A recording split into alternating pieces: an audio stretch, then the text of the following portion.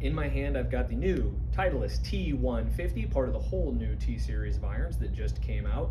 I'm going to be trying this T157 iron with a Project X 6.0 shaft and talk a little bit about iron fitting. What am I looking for in this particular club, and what should you guys be looking for in your next iron fitting? So the two big numbers I'm always paying attention to as a fitter and as somebody who is currently looking for some new sticks. Descent angle. Number one, that's this guy right here. That would be the angle the ball takes from its maximum height back down to the ground.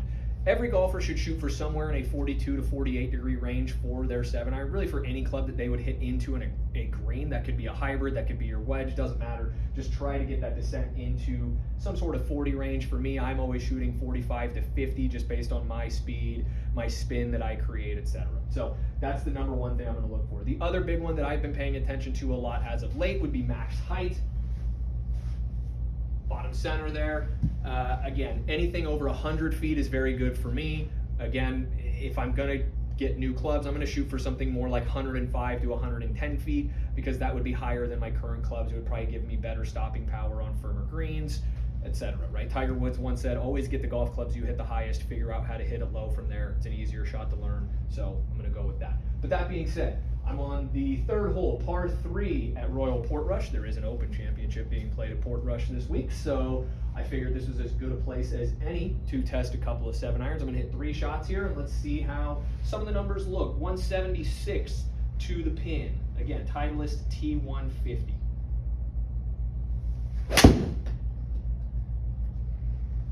First swing felt a little thin, but I'm actually pretty pleased with the flight. Pretty pleased with the distance given what it felt like. Good descent, 48 degrees, 99 feet peak height. That's a little bit low, but again, I said it felt a little thin off the face, so not super surprising to start.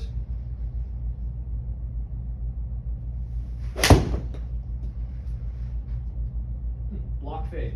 Well, that'll certainly get the peak height up. That'll get the descent angle up. Face was a little open. 105 feet, 50 degree descent. Again, very happy with those two numbers, and even, 171 carry, pretty good for having the face a little open. It felt heel. I like that for giving golf club. It's what we all need sometimes. One more here.